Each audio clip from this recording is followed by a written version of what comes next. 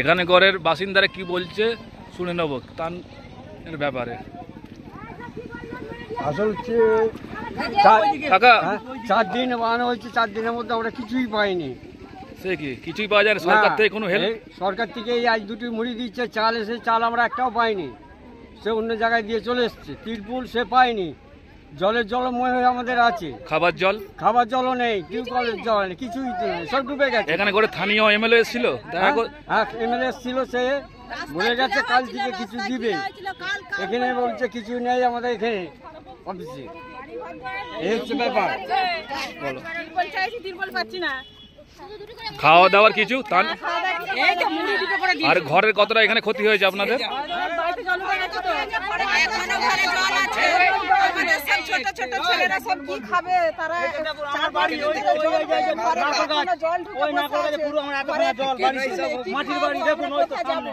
আমরা কিছুই পাইনি।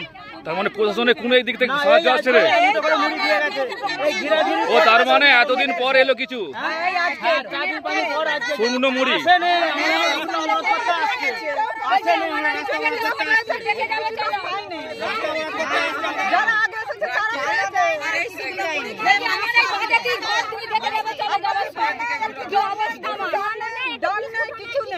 তাহলে আপনারা এখন কি চাইছেন?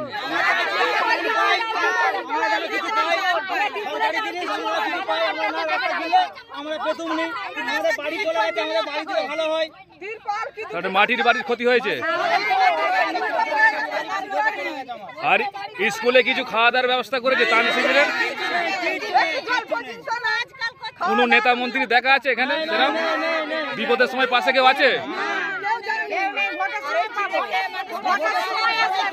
তার এখন কেউ পাশে আসে না, তাই তো? বিপদের সময় কেউ আসছে না, যে জল হয়েছে কি খাবে বাচ্চা কাচ্চা নিয়ে, কোথা আছে না আছে, তাই তো?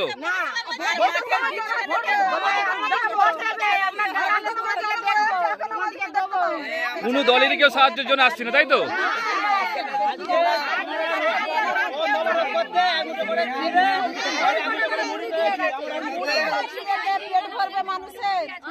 ঠিক আছে, কিছু পাইনি। কি বলছেন?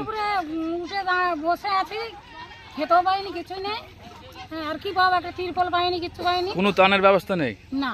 আপনার তার মানে এখন পুরো অসহায় হয়ে খোঁজ খবর কেউ নিচ্ছে না, তাই তো?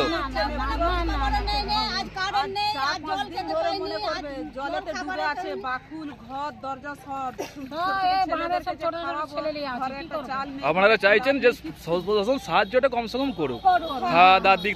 বলুন কি এখানে করার সমস্যা একটু?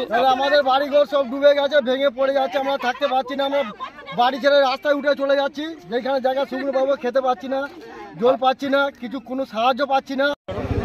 সকালবেলা একটা বাচ্চা মারা গেছে, এখানে 5 হয়ে গেছে, ওখানে পুরুষরা 3 হয়ে গেছে, 8 হয়ে গেছে। ভয়ঙ্কর অবস্থা, মানুষের জীবনই, সরকার নেই, মাইকিং নেই, সব গর্ত জল সমান হয়ে গেছে, লোক বুঝতেও পারছে না কোথায় গর্ত আর কোথায় জল, কোনো ভূমিকা নেই। কোথাও রান্না করা খাওয়ার বিতরণ চোখে পড়বে না, শুকনো খাওয়ার বিতরণ চোখে পড়বে না, ব্লিচিং ফিনাইল দিয়ে জনস্বাস্থ্য সুরক্ষা চোখে পড়বে না, পানীয় জলের পাউচটা পর্যন্ত নেই। আমি কলকাতা ফিরে 5 লিটারের জার যতটা পারি আমার সাধ্য মতো তৈরি করে পাঠাচ্ছি।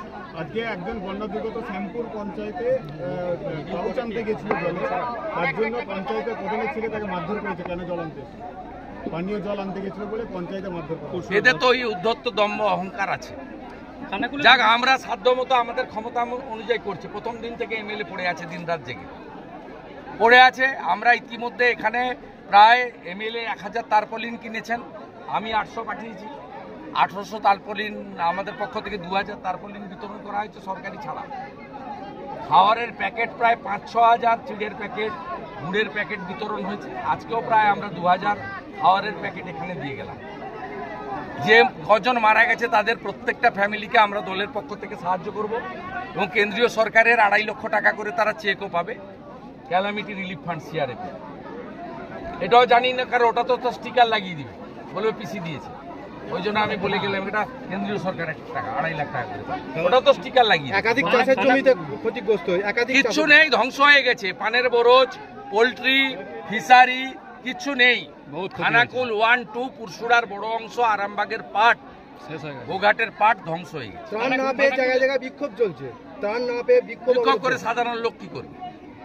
পাশে দাঁড়াতে হবে। আমি আপনাদের মাধ্যমে ভারত সেবাশ্রম সংঘ, রামকৃষ্ণ মিশন, বিভিন্ন এনজিও, বিভিন্ন অনেক সহৃদয় ব্যক্তিরা আছেন, কলকাতাতে অনেক বড় বড় সোসাইটি আছে সেবা কার্য করে, রোটারি, লায়ন্স, রেড ক্রস, তাদেরকে বলবো আপনারা অবিলম্বে পুরসুরা, খানাকুল 1, 2, আরামবাগের মলয়পুর থেকে শুরু করে এই এলাকাতে অবিলম্বে এসে আপনারা একটু সহযোগিতা করুন। সবাই মিলে করলে হয়ে যাবে। খানাকুলে যতগুলো নদী আছে, বড় বড় নদী, প্রত্যেকটা নদীরই বাঁধ ভেঙেছে। এই বাঁধগুলো কখনোই কোনোভাবে নির্মাণ করা হয় না।